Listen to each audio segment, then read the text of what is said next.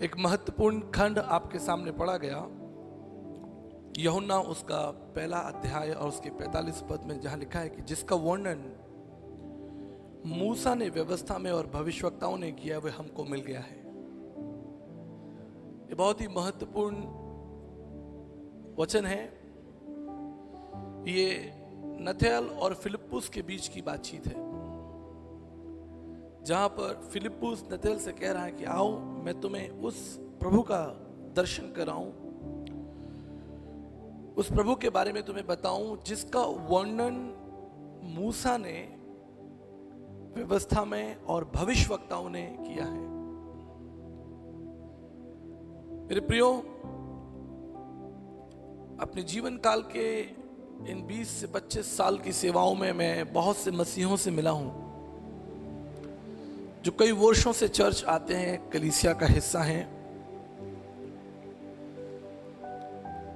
उसकी आराधना करते हैं, उसके वचन को पढ़ते हैं, लेकिन अभी भी उनकी मुलाकात यीशु मसीह से नहीं हुई। They are part of church, वो समाज का हिस्सा हैं, गीत संगीत का हिस्सा हैं, एडमिनिस्ट्रेशन का हिस्सा हैं, कलीसिया के ऊंचे पदों पर हैं, लेकिन अभी भी उनकी मुलाकात यीशु मसीह से नहीं हुई। इसलिए प्रेरितों के काम उसके 8 अध्याय में उसके 30 पद में, जहां फिलिप्पुस, जहां पर खोजा जो है मंदिर में दर्शन करके आ रहा है और फिलिप्पुस उससे मुलाकात करता है, उसके रथ के साथ साथ जाता है और कहता है कि क्या जो तू पढ़ रहा है उसे समझता है।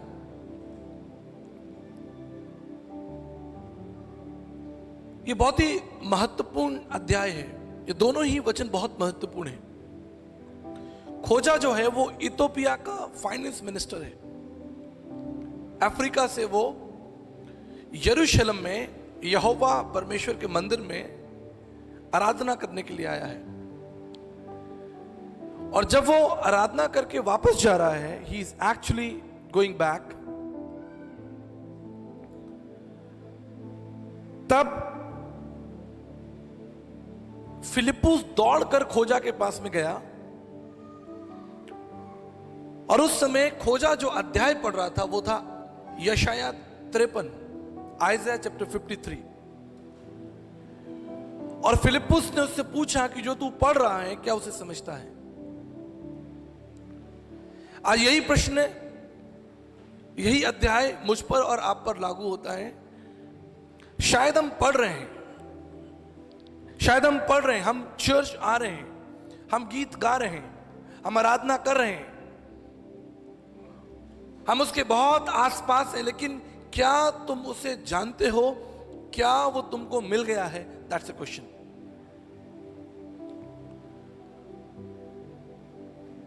इसलिए आज की सुबह हम मूल्यांकन करेंगे कि क्या हम उस परमेश्वर के पुत्र यीशु मसीह को व्यक्तिगत रीति से जानते हैं? क्या वो हमारे पास है?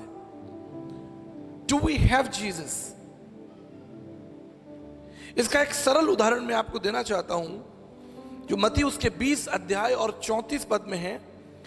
यहां बाइबल कहती है कि यहां पर 2 अंधे थे।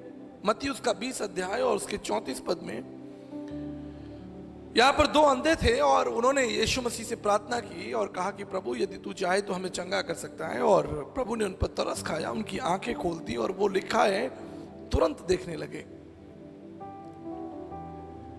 बात यहां खत्म हो जानी चाहिए थी। हमारे उत्तर भारत में कहावत है कि अंधे को क्या चाहिए? 2 आंखें। अंधे को क्या चाहिए? 2 आंखें।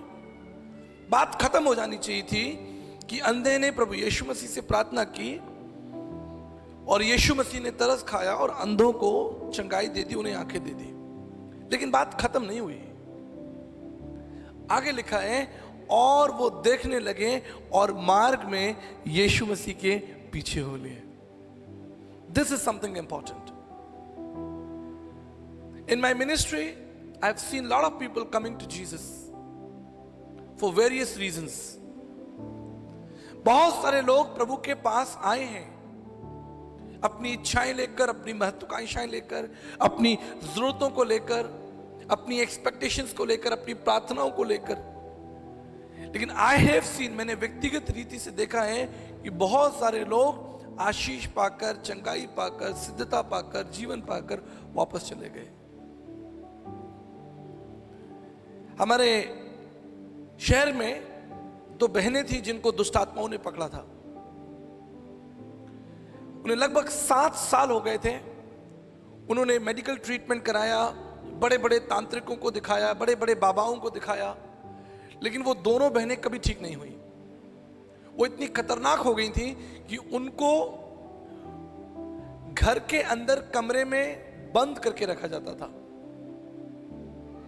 खिड़की से उनके लिए खाना दिया जाता, पानी दिया जाता। इतना भयानक था कि शायद मैं उसे कम शब्दों में एक्सप्लेन नहीं कर सकता। अगर उन्हें डॉक्टर्स को दिखाने के लिए ले जाना तो 6-6, 8-8 आदमी उनको पकड़ा करते थे, दोनों बहनों को। वो आसपास के जीव जंतुओं को, अगर कोई भैंस जा रही है या कोई कुत्ता जा रहा है, उनको पकड़ लेते थे, उनको काट लेते थे, इंसानों को काट लेते थे।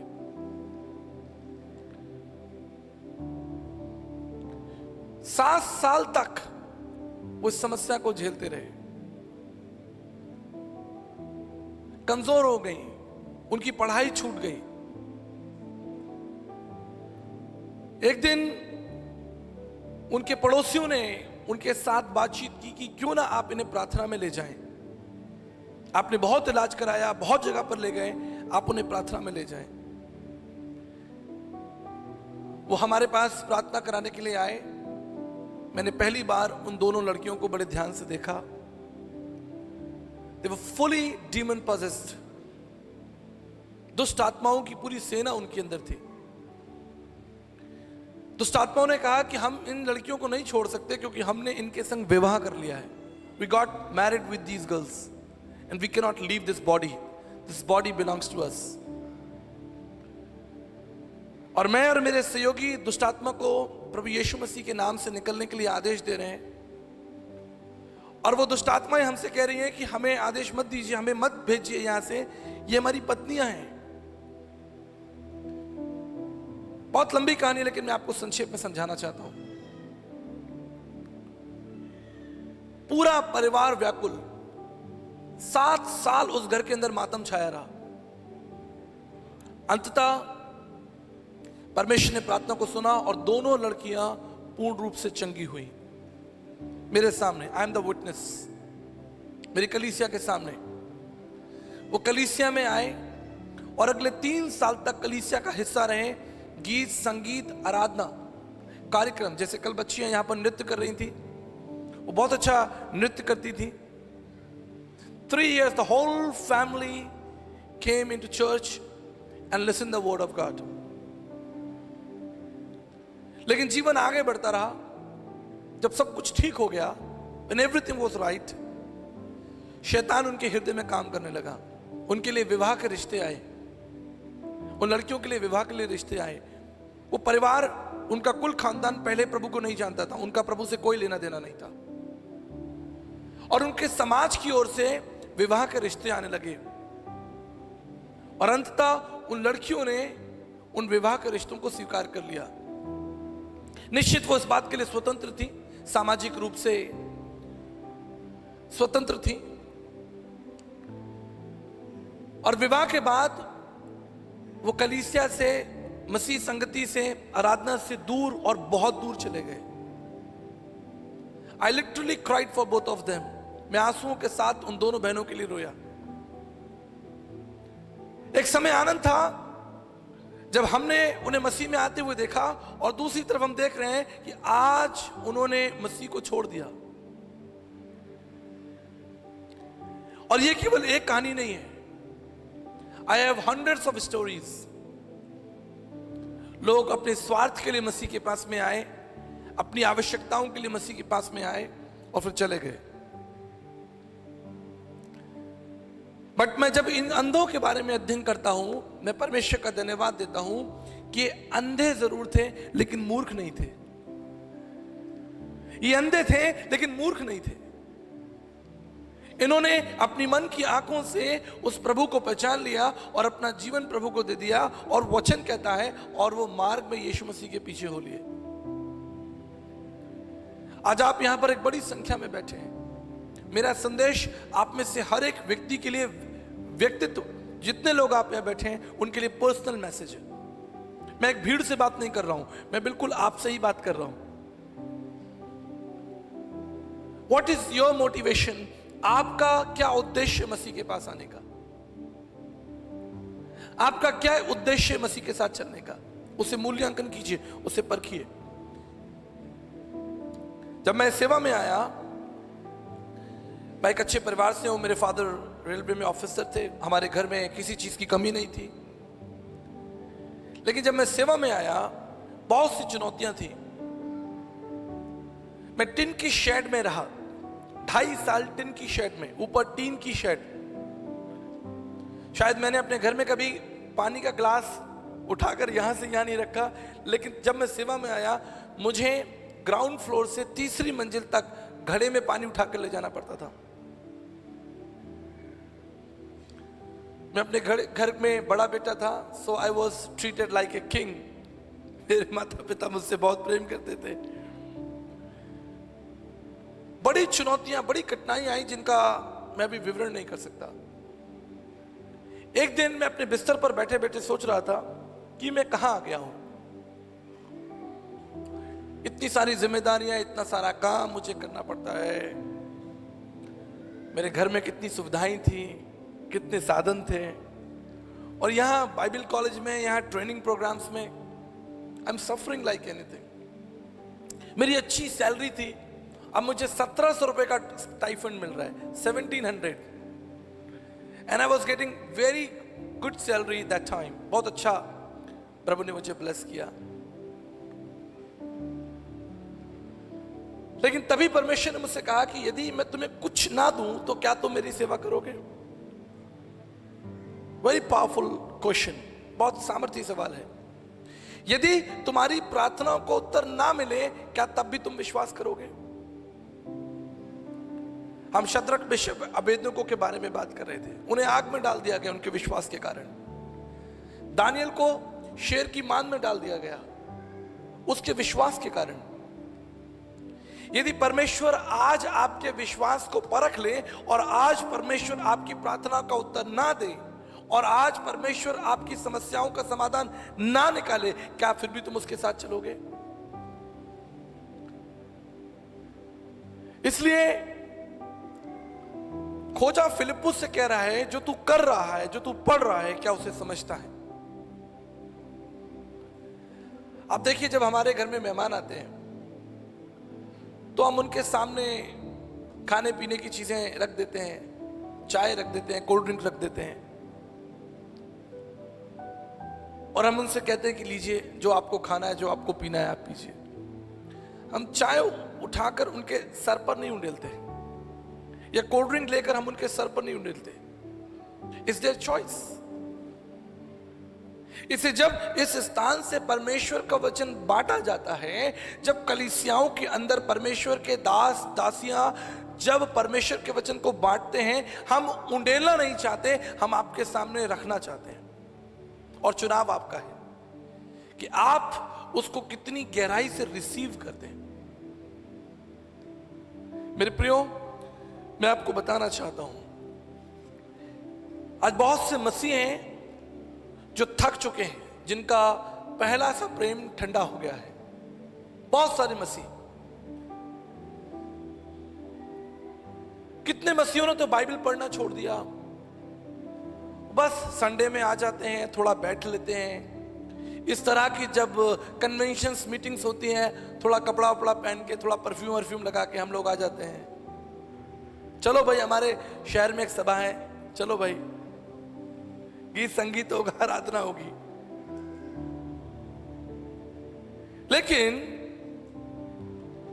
प्रकाशित वाक्य उसका 2 अध्याय और उसके 4 पद के अनुसार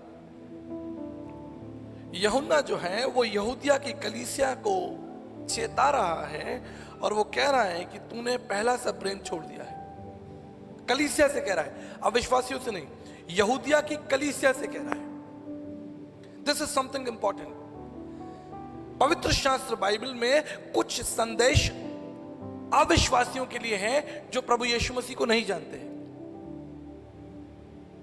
और उनको हम प्रभु के बारे में बताते हैं। लेकिन कुछ संदेश कलीसियाओं के लिए है। आज ये संदेश आपके लिए है। ये प्रश्न आपके लिए है कि आप में से कितने लोग हैं जो थक चुके हैं, निराश हो चुके हैं। आप में से कितने लोग हैं जिनकी प्रार्थनाओं का उत्तर नहीं मिला। आप में से कितने लोग हैं जिनकी लाइफ में बहुत से नुकसान हुए और उन नुकसानों ने आपके विश्वास को हिलाया है। उन नुकसानों ने आपके विश्वास को चोट पहुंचाई है और आपका पहला सा प्रेम ठंडा हो गया।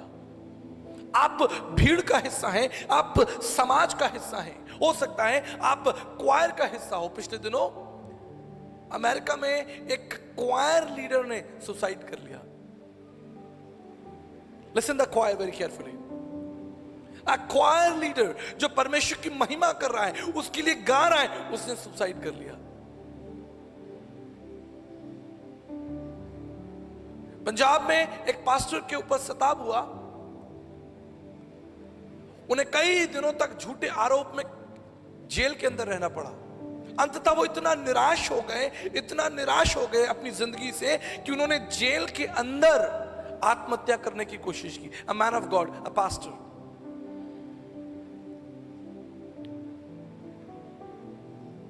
समझ लीजिए इस बात को।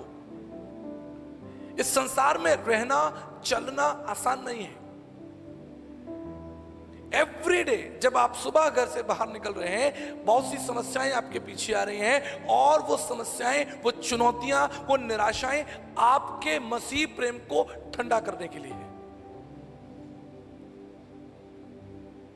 जब हम भीड़ में होते हैं तो थोड़ी हिम्मत सी हो जाती है, अरे भाई थोड़ी भीड़ में। लेकिन जब आप अकेले जीवन की यात्रा कर रहे हैं तब विश्वास कमजोर लगता है, चरमराया हुआ लगता है।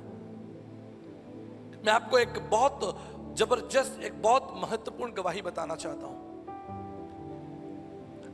I'm personally impressed। मैं उस गवाही से व्यक्तिगत रूप से आशीषित हूं। मैं एक बार दिल्ली में एक पास्टर्स कॉन्फ्रेंस में था, और वहां पर एक पास्टर मेरे पास में आए और उन्होंने कहा कि पास्टर जी, मैं आपको अपनी गवाही बताना चाहता हूं। आमतौर पर हम लोगों की गवाहियां सुनते हैं कि मेरा जीवन ऐसा था, मेरे जीवन में ये कष्ट था, ये हुआ, वो हुआ। सभी गवाहियां अपने आप में विशेष होती हैं। लेकिन उस परमेश्वर के दास ने मुझे गवाही बताई।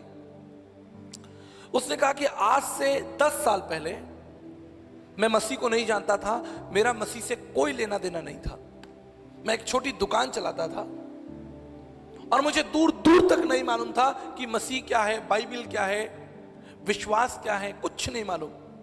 मैं अपने माता पिता के रीति रिवाज और संस्कारों को मानता था जो हमारे पूर्वज मानते आ रहे हैं। एक दिन मेरी दुकान पर एक परमेश्वर के दास आए और उन्होंने हमें परमेश्वर के वचन को दिया, फर्स्ट टाइम 10 years बैक। और मैंने वो पर्चा लिया और मैंने पढ़ा। मुझे अच्छा लगा क्योंकि उसमें परमेश्वर की बातें थी, कुछ आशीर्वाद वचन थे। मैंने उस पर्चे को रख लिया। एक हफ्ते बाद मेरी बेटी का जन्मदिन था, जिसकी उम्र 4 साल थी। 4th बर्थडे, 4था जन्मदिन वो सेलिब्रेट करने वाले हैं। तो इस दुकानदार को लगा कि क्यों ना मैं उस पास्टर को बुलाकर अपनी बच्ची के लिए प्रार्थना कराऊं। तब जब सारे समाज के लोग इकट्ठा हो रहे हैं, परिवार के लोग इकट्ठा हो रहे हैं, तो उन्होंने उस पास्टर को फोन किया कि मेरी बेटी का 4था बर्थडे, क्या आप आएंगे? पास्टर अपने परिवार के साथ में उस दुकानदार की जो परिवार था उससे मिलने के लिए, जन्मदिन मनाने के लिए पहुंच गए। अब वहां पर वो बच्ची जिसका जन्मदिन है, 4 साल की, वो नए कपड़े पहनी हुई है। उसके सर पर हैप्पी बर्थडे का वो कैप भी लगा हुआ है। सामने एक बड़ा केक भी है, पूरा घर सजाया हुआ है। और वो बच्ची वहां पर खेल रही है। परिवार और समाज के लोग धीरे धीरे कार्यक्रम में अंदर आ रहे हैं। तभी अचानक एक घटना घट गई। वो 4 साल की बच्ची जो पलंग पर खेल रही थी अपने दोस्तों के साथ में, वो जमीन पर गिर पड़ी और वो गिर पड़ी और उसका सर जमीन से टकराया, उसको ब्रेन हेमरेज हो गया और वो वहीं मर गई ऑन स्पॉट। उस बच्ची को आनंद फानन में डॉक्टर्स के पास में ले जाया गया, लेकिन कोई आशा नहीं थी। वो 4 साल की बच्ची जिसका जन्मदिन था, अपने जन्मदिन के अंदर ही इस संसार को छोड़कर चली गई। ये देखकर सभी लोग डर गए। पास्टर और उसका पूरा परिवार और कलीसिया के लोग भी निराश होकर चले गए। दूसरे दिन उस बच्ची का फ्यूनरल हुआ। पूरे समाज के अंदर, पूरे परिवार के अंदर शोक की लहर थी और ये परिवार, ये दुकानदार और उसकी पत्नी गम में डूब गए। दे हैव नो होप, उनके पास कोई आशा नहीं। 4 साल की बच्ची अपने ही जन्मदिन के दिन अगर मर जाए, कल्पना करके देखिए जरा, सोचिए जरा। और वो पास्टर और उसका परिवार भी डर के मारे चला गया। ऐसी परिस्थिति में हमारे पास कई बार किसी को सांत्वना देने के लिए, हिम्मत देने के लिए भी वचन नहीं होता। 3-4 दिन तक ये परिवार रोता रहा, रोता रहा, रोता रहा। रोते रोते इस दुकानदार की नजर उस पर्चे पे पड़ी जो उसे 1 हफ्ते पहले ही मिला था। उन्होंने कहा था कि मत डर, मैं तेरा परमेश्वर दाहिने हाथ से तुझे संभालूंगा और तेरी सहायता करूंगा। उस समय वो वचन धुंधला धुंधला लग रहा था, उसमें कोई सामर्थ नहीं लग रही थी। और सामर्थ लगे भी कैसे, मृत्यु सामने है। अंततः उसने उस पास्टर को फोन किया और कहा कि पास्टर साहब, आप तो कह रहे थे कि परमेश्वर महान है, जीवित है, सामर्थ्य है, हम पर दया करने वाला, लेकिन ये मेरे संग क्या हो गया। पास्टर के पास में कोई विचार नहीं, कोई बताने के लिए। मैं उस पास्टर से भी मिला, वो भी कहने लगे मेरे पास में कोई वचन ही नहीं था, मेरे पास कोई प्रकाशन नहीं था, मैं क्या बोलूं। लेकिन आप जानते हैं इस दुकानदार ने क्या कहा। उसने कहा, मैं जानता हूं परिस्थितियां कठिन हैं, मैं जानता हूं, लेकिन फिर भी मैं बाइबल के परमेश्वर को जानना चाहता हूं। कठिन परिस्थिति में, in the situation of death, I want to know the God of the Bible. Pastor और उनकी पत्नी बड़े डरते डरते उनके घर पर आए, उन्हें बाइबल समझाने के लिए। आप जानते हैं उस दुकानदार ने कहा, आप बिल्कुल शर्माए नहीं, आप खुलकर परमेश्वर के बारे में बात कीजिए, मैं सुनने के लिए तैयार हूं। एंड दे टुक 3 months, 3 महीना लगा। उन्होंने परमेश्वर के वचन को अध्ययन किया और अंततः उन दोनों पति पत्नी ने अपना जीवन यीशु मसीह को दे दिया।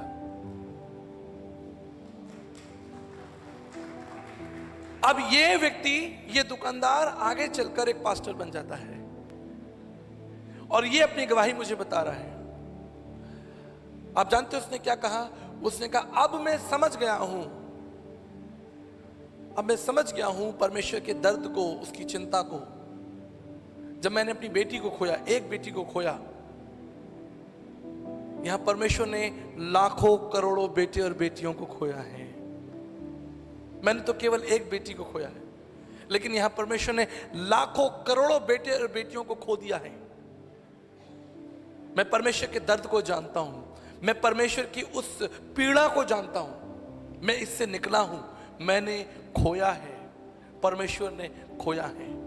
और तब मैंने निर्णय ले लिया कि मैं तमाम उन खोए हुए लोगों को परमेश्वर से मिलाऊंगा और मैंने सेवा को चुन लिया। What is your response when you go through trials and temptations? आपकी प्रतिक्रिया क्या है जब आप निराशाओं से निकलते हैं, चिंताओं से निकलते हैं, बीमारियों से निकलते हैं, कष्ट से निकलते हैं? इसलिए यूहन्ना कलीसिया से पूछता है कि तुमने अपना पहला प्रेम खो दिया, तब तुम कितने उत्साहित थे। आज 10 साल बाद क्या तुम्हारा प्रेम आज भी उतना ताजा है, उतना स्ट्रांग है मसीह के लिए? और ऐसा क्यों हो जाता है, हम जल्दी से चर्चा कर लेंगे। When you neglect your relation with Jesus, वो पहला दिन याद कीजिए जब आप मसीह में आए थे, आप कितने उत्साहित थे। लेकिन जीवन की चिंताओं ने, जैसा वचन कहता है कि उन झाड़ियों ने बढ़कर आपके विश्वास को, आपके प्रेम को दबा दिया। बिकॉज यू निग्लेक्टेड, आपने मसीह के साथ अपने संबंध को निग्लेक्ट किया है, इसलिए आपका प्रेम ठंडा। बहुत से लोग रोते हुए आते हैं मेरे पास में, पास्टर साहब, आचार्य जी, हमारे जीवन में ये कष्ट है, हमारे जीवन में ये कष्ट है। मैं जानता हूं, और मैं आपको एक बात बता देना चाहता हूं, एक पासवान के नाते, अगर आपके जीवन में एक कष्ट है तो हमारे जीवन में 1001 कष्ट है। आप पूछेंगे कैसे? मैं बताता हूं। मेरे अपने ही 5 कष्ट है, मैं भी इंसान हूं, और जब आप मुझे अपना कष्ट बताते हैं तो वो कष्ट भी मेरा ही हो जाता है। मेरी कलीसिया के लोग रोजाना मुझे फोन करते हैं, पास्टर जी ऐसा हो गया, आचार्य जी ऐसा हो गया, ऐसा हो गया। उनकी समस्याएं सुन सुन के वो समस्याएं मेरी हो जाती हैं। इसलिए आप ये मत समझिए कि पासवान के पास कोई कष्ट नहीं है। पासवान के पास जितनी कलीसिया में बैठी है उतने कष्ट हमारे ऊपर है। आप समझ रहे हैं? एक पिता के अगर 5 बच्चे हैं और 5 बच्चों का एक एक कष्ट है, तो पिता के कितने कष्ट हो गए? 6 कष्ट हो गए। एक तो अपना ही था और 5 बच्चों ने दे दिए, और तब भी हम उसकी सेवा और उसकी महिमा के लिए खड़े रहते हैं। जब एक कष्ट आता है आप हिल जाते हैं, बिकॉज यू निग्लेक्टेड, आपने मसीह के साथ उस संबंध को निग्लेक्ट किया है। अगर आप अपनी दोस्ती को, अपने पति पत्नी के रिश्ते को, अपने बच्चों के रिश्तों को भी आप नेग्लेक्ट करेंगे, आप देखेंगे कि धीरे धीरे वो रिश्ता खत्म हो जाएगा, धीरे धीरे वो संबंध खत्म हो जाएगा। ठीक इसी तरह दूसरा महत्वपूर्ण कारण, आपने मसीह से बढ़कर जरूर किसी और बात को महिमा दी होगी। ये विज्ञान हो सकता है, ये मनोरंजन हो सकता है, ये आपकी खुशियां और आपकी आनंद हो सकता है। मैं एक जवान भाई को जानता हूं जो बॉडी बिल्डिंग करता है, और उसने बहुत बॉडी बिल्डिंग कर करके बड़े बड़े इनाम वाले उसको मिल गए। जिम में बड़े बड़े इनाम, पता नहीं क्या ओलंपिया वगैरह कहां कहां वो बॉडी बनाता रहता है, प्रोटीन शेक ही पीता रहता है वो। One day he called me,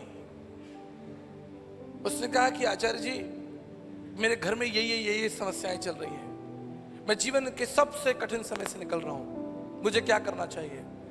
मैंने कहा बाइबल पढ़िए, सबोपदेशक की पुस्तक। कहता कहां मिलेगी? मैंने कहा बाइबल के अंदर।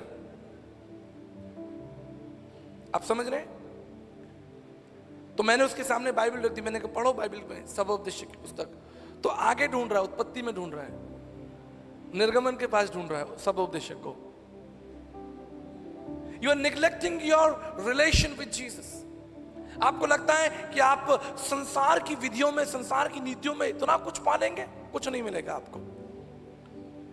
Do not replace the altar of Christ with anything else. Anything else. ये कुछ भी हो सकता है, ये आपके बच्चे हो सकते हैं। जब परमेश्वर ने मुझे बेटी दी, हम उस बच्ची को लेकर यात्रा करते थे। बड़ा मुश्किल होता था। किसी परिवार में, घर में सुसमाचार देने जाते, रात को 11 बजे 12 बजे लौटते, 2 बजे लौटते। कई कई दिन हमको यात्रा करना पड़ता। लेकिन मैं कई सेवकों को जानता हूं, कई लोगों को जानता हूं, हमारा बच्चा भी छोटा है, हमारा बच्चा बीमार है, हम जा नहीं सकते, हम कर नहीं सकते। किसी ने अपने बच्चों को आइडल बना लिया, किसी ने अपनी नौकरी को आइडल बना लिया, किसी ने अपने बिजनेस को आइडल बना लिया, और वो ऑल्टर जो मसीह का था उसे संसार को दे दिया, और इसलिए आपका पहला सा प्रेम ठंडा हो गया। Very important, lack of interest reading the Bible. मैं विश्वास और दावे से कह सकता हूं कि यहां जितने लोग बैठे हैं, जितने लोग, उसमें से 50% लोग बाइबल नहीं पढ़ते। मैं गारंटी दे सकता हूं 50% लोग इस जगह पर जितने लोग बैठे हैं वो बाइबल नहीं पढ़ते। वो सोचते हैं हम सुन लेंगे, हम YouTube देख लेंगे, हम सभा में चले जाएंगे। लेकिन मैं आपको बताता हूं, the more you highlight the word of God, the God will highlight you. जितना आप परमेश्वर के वचन को ऊंचा उठाएंगे, परमेश्वर आपको ऊंचा उठाएगा। ये पढ़ने से होगा। बाबा रामदेव को जानते हैं आप? कितने लोग जानते हैं बाबा रामदेव को? वो कहते हैं योगा करने से होगा, देखने से नहीं होगा। कहते यदि तुम मुझे टीवी पे योगा करते हुए देख रहे हो तो तुम्हारा कोई लाभ नहीं जब तक तुम योगा ना करो। मैं आपको बताना चाहता हूं, आप दुनिया के बड़े से बड़े पास्टर्स को सुन लीजिए, आप किसी को भी सुन लीजिए, यूट्यूब खोलकर बैठ जाइए, लेकिन जब तक आप स्वयं बाइबल अध्ययन नहीं करेंगे वो प्रकाश नहीं हो सकता, वो प्रकाश नहीं हो सकता। इसलिए आपको अपनी बाइबल पढ़ना जरूरी है। अपनी बाइबल के साथ जब आप अध्ययन करेंगे, और मैं आपको दिखाना चाहता हूं जिस तरह मैं अपनी बाइबल को हाईलाइट करता हूं, आप देख सकते हैं, the more you highlight the word of God the God will highlight you. आपको मेहनत करनी पड़ेगी, वचन के साथ बैठना पड़ेगा, और तब आप देखेंगे कि आप परमेश्वर की व्यवस्था को समझने लगेंगे। मेरे प्रियो, प्रकाशित वाक्य उसका 3 अध्याय और 11 पद में लिखा है, मैं शीघ्र आने वाला हूं और जो कुछ तेरे पास है उसे थामे रहे कि कोई तेरा मुकुट तुझसे छीन ना ले। प्रकाशित वाक्य उसका 3 अध्याय और उसके 11 पद में लिखा है, मैं शीघ्र आने वाला हूं और जो कुछ तेरे पास है उसे थामे रहे, कोई तेरा मुकुट, मुकुट मतलब प्रभु यीशु, कोई भी संसार की व्यवस्था, बीमारियां, कठिनाइयां तुमको यीशु मसीह से अलग ना करने पाए, कोई तुम्हारा मुकुट ना छीन ले। आज की सुबह मैं आपको चेताना चाहता हूं, खोजा पढ़ तो रहा था लेकिन उसे समझ कुछ नहीं आ रहा था। आज बहुत से लोग समाज का हिस्सा हैं, चर्च का हिस्सा है, चर्च आते हैं, वो ऑफरिंग देते हैं, टाइथ देते हैं, गाना भी गाते हैं, बजाते भी हैं। हमारे यहाँ एक भाई साहब आते हैं ढोलक बजाने के लिए कभी कभी राजस्थान में। मैं दावा दे सकता हूं कि उन्होंने अपनी जिंदगी में कभी बाइबल नहीं पढ़ी। मैं उन्हें जानता हूं 20 साल से, दावा दे सकता हूं, उनके सामने खड़े होकर बोल सकता हूं, उन्होंने अपनी जिंदगी में कभी बाइबल नहीं उठाई, लेकिन प्रभु के लिए ढोलक बजाते हैं। मसीह हैं, नाम मसीह है, उनके माँ बाप पूर्वज सब मसीह थे, लेकिन ढोलक बजाते हैं, बहुत अच्छी ढोलक बजाते हैं। मैं आपको बताना चाहता हूं, one of the best dholak player in my knowledge in my region. पर मैं आपको बताना चाहता हूं, उन्होंने अपनी जिंदगी में कभी बाइबल नहीं पढ़ी होगी। वो उनकी शक्ल से ही लगता है, शक्ल से ही लग जाता है। मैं तो शक्ल देख के ही पढ़ लेता हूं, ज्यादा गहराई में जाने की जरूरत नहीं है। प्रभु ने परख का आत्मा दिया है। If you talk to me 5 minutes I can tell you who are you. आप 5 मिनट मुझसे बात करें, मैं आपको बता दूंगा कि आप परमेश्वर में रुचि रखते हैं या नहीं रखते हैं। इसलिए जब आप मुझसे बात करें तो बड़ी समझदारी के संग बात करें, क्योंकि मेरे लिए मसीह से बढ़कर कोई विषय है ही नहीं। I have left everything for Jesus. मसीह मेरा मुकुट है, मेरा आदर्श है, और इसलिए मैं जवानों को भी पकड़ पकड़ कर डांटता हूं, बुजुर्गों को भी बैठा लेता हूं। मैं आपके एक शहर में मीटिंग करने गया था, CNI चर्च, बहुत बड़ा चर्च, बड़ी सभा चल रही थी। संडे का दिन, बिल्कुल इसी तरह आज के दिन, इतवार के दिन चर्च के अंदर सभा थी। एक बुजुर्ग मेरे पास में आए, मैं चाय पी रहा था चर्च के अंदर, आपके पास्टर्स लीडर्स वहां पर बैठे थे। एक बुजुर्ग मेरे पास में आए, उन्होंने कहा, आचार्य जी आपने बहुत अच्छा संदेश दिया पिछले 3 दिनों में, बहुत खुश हुआ, लेकिन मैं आपको एक बात बताना चाहता हूं, मैं इस चर्च में 50 साल से आ रहा हूं, और मैं अपने 50 साल का अनुभव यह बताना चाहता हूं कि मुझे लगता है कि अविश्वासी होना ज्यादा बेहतर है। आई वॉन्ट टू बिकम, उन्होंने मुझसे इंग्लिश में कहा, I want to become a atheist. मैं एक अविश्वासी, एक एथियस्ट बनना चाहता हूं। मैं चाय पी रहा था, मैंने चाय नीचे रख दी। मैंने कहा, आप क्या बात कर रहे हैं, आप एक बुजुर्ग व्यक्ति हैं, आप इस तरह की बातें कर रहे हैं। आप जानते हैं उन्होंने क्या कहा? उन्होंने कहा कि आप इस चर्च में आए हैं, आपको क्या लगता है ये सारे धर्मी लोग हैं? ये सब लोग नए नए कपड़े पहन के यहाँ बैठे हैं, ये एक दूसरे को जूता मारते हैं, एक दूसरे को लड़ाई करते हैं, एक दूसरे से झगड़ा करते हैं चर्च के अंदर। और उन्होंने अपनी चर्च की सारी बुराइयां और सारी कमियां मेरे सामने मेज पर उंडेल दी। सेक्रेटरी साहब सुन लीजिए आप भी ध्यान से, अपने चर्च की सारी पोल खोल दी। अब वो क्या खोलेंगे मुझे तो पहले ही पता था। मैंने उन बुजुर्ग को पकड़ लिया, मैंने कहा बाइबल कहती है कि समाज में या घर में या कलीसिया के अंदर बुजुर्ग जो है हमारे लिए शोभा है। सही बात है, बुजुर्ग हमारे लिए शोभा है, लेकिन अगर आप जैसा बुजुर्ग हो तो बहुत दुख का विषय है। मैंने सीधा सवाल उनसे पूछा कि आपने बाइबल पढ़ी है? उनका चेहरे का रंग बदल गया। मैंने कहा, मुझे बता सकते हैं कि बाइबल के अंदर कितनी किताबें हैं? नए नियम में और पुराने नियम में जो अंतराल है, समय का जो अंतराल है, जो टाइम डिफरेंस, वो कितना है? क्या आप कुलिसियों का पत्र खोल सकते हैं? हड़बड़ा गए। क्यों? क्योंकि उन्होंने अपने जीवन में लोगों में रुचि ली थी, वचन में रुचि नहीं ली थी। लोगों में, संस्थाओं में रुचि ले रहे हैं। वो सीएनआई चर्च में क्या चल रहा है, बैप्टिस्ट में क्या चल रहा है, मसीहों के जीवन में क्या चल रहा है, उनके जीवन में क्या चल रहा है, दूसरों की कड़वाहट से वो इतना भर गए कि वचन के लिए जगह ही नहीं है, वचन के लिए कोई स्थान ही नहीं है। बाइबल कहती है, परमेश्वर का वचन कहता है कि परमेश्वर ने गिदोन से कहा कि उन दुष्ट आत्माओं की वेदियों को तोड़ डालो और यहोवा की वेदी को बनाओ। और तुमने क्या किया? तुमने यहोवा की वेदी तोड़ दी और दुष्ट आत्माओं की वेदियों को बना दिया। और तुम कहते हो कि तुम एथियस्ट होना चाहते हो, तुम परमेश्वर को छोड़ देना चाहते हो। मेरे प्रियो, मैं आपको सचेत करना चाहता हूं, I am not come here to entertain you. मैं आपको यहां मनोरंजन करने नहीं आया। I am not a homeopathy doctor जो मीठी मीठी दवाई आपको दे। I am a cancer surgeon. I will talk to you straight. If you do not read Bible, you will not see God's promises in your life. अगर आप परमेश्वर के वचन को नहीं पढ़ेंगे, आप परमेश्वर की प्रतिज्ञाओं को नहीं जानेंगे, उसके सामर्थ्य से वंचित रह जाएंगे और एक दिन आप कहेंगे कि मेरा प्रेम ठंडा हो गया। अगर आपको लगता है कि आपके जीवन में कोई कमी है, निराशा है, थकान है, चिंता है, कम बैक टू जीसस। उड़ाऊ पुत्र अपने पिता को छोड़कर चला गया था। उसे लगता था कि मैं अपना जीवन अपनी शक्ति और अपने धन के बल पर जी सकता हूं। अपनी जवानी पर घमंड था, उस धन पर घमंड था, और अपने पिता को छोड़कर बहुत दूर चला गया। कुछ ही दिन बीते थे, उसका धन, उसका बल खत्म हो गया। उसे उसके पिता की याद आई। उसने कहा, मुझे पिता के पास वापस लौटना होगा।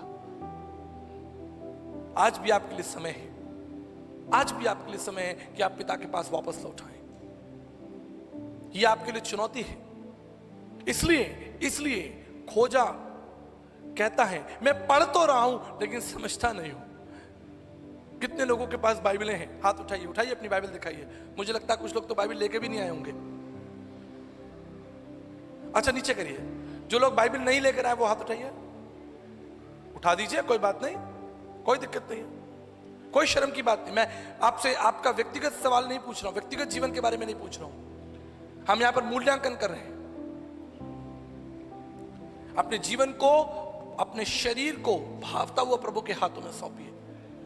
भागता हुआ परमेश्वर के लिए चमकिए, कुछ कीजिए, सोचिए उसके बारे में, मनन और चिंतन कीजिए, उसके निकट आइए। मैं आपको एक बात बताकर समाप्त करना चाहता हूं। आप जानते हैं, आप लोहे को, अ पीस ऑफ आयरन, एक लोहे के टुकड़े को आग में डाल दीजिए, थोड़ी देर बाद क्या होगा? वो जो लोहा है वो भी आग का रूप धारण कर लेगा। Now it's no more just an iron, piece of iron. ये केवल आप लोहे का टुकड़ा नहीं है, लेकिन एक जलता हुआ आग का टुकड़ा है, राइट? ठीक इसी तरह आपको कुछ नहीं करना। आप जो बुझ चुके हैं, आप जो थक चुके हैं, आप जो अकेले हैं, कमजोर हैं, आपके जीवन में एक चिंता, घबराहट है, अकेलापन है, खालीपन है, एक रिजेक्शन, एक डर है, एक फियर है, आपका प्रेम मसीह के प्रति ठंडा हो गया, वचन के प्रति ठंडा हो गया, आप सिर्फ एक काम कीजिए, आप प्रभु के पास लौटाइए। आप जलता हुआ आग का गोला बन जाएंगे। आपको ज्यादा कुछ नहीं करना है, आपको सिर्फ प्रभु के पास आना है, अपनी बाइबल खोलनी है। उसने कहा, मैं तुझे शिरोमणि करूंगा, मैं तेरे साथ होऊंगा, तेरी सहायता करूंगा, जहां कहीं तू जाएगा मैं तेरे साथ होऊंगा। रीड हिज प्रॉमिसेस, उसकी प्रतिज्ञाओं को पढ़िए, आपको सामर्थ्य मिलेगी। अंतिम बात बताकर मैं समाप्त करना चाहता हूं। एक दिन मैं एक सभा में गया, बहुत पुरानी बात है, और वहां पर दीवार पर लिखा हुआ था उत्पत्ति 17:1।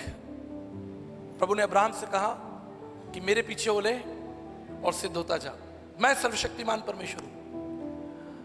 आप यकीन मानिएगा, उस वचन ने मुझे इतनी सामर्थ्य दी, जो दीवार पर लिखा हुआ था, इतनी सामर्थ्य कि मेरी मिनिस्ट्री रिवाइव हो गई, मेरा आत्मिक जीवन रिवाइव हो गया। बहुत सी कमियां और बहुत सी बातें, मेरे अंदर भी वो ठंडापन था। अब ठंडे लोगों से मिलोगे तो आप भी तो ठंडे ही हो जाओगे ना। कमजोर लोगों के साथ संगति करोगे आप भी तो कमजोर हो जाओगे। बुझे हुए लोगों के साथ ऐसा होता है। हम तो बहुत तैयारी के साथ जाते हैं, एकदम आग वाग लेके जाते हैं, लेकिन जब वहां जाते हैं लोगों के मुंह नीचे देखते हैं, उनके चेहरे पे स्माइल नहीं, परमेश्वर के लिए धन्यवाद नहीं, तो हमें लगता है यार हम भी ठंडे हो गए।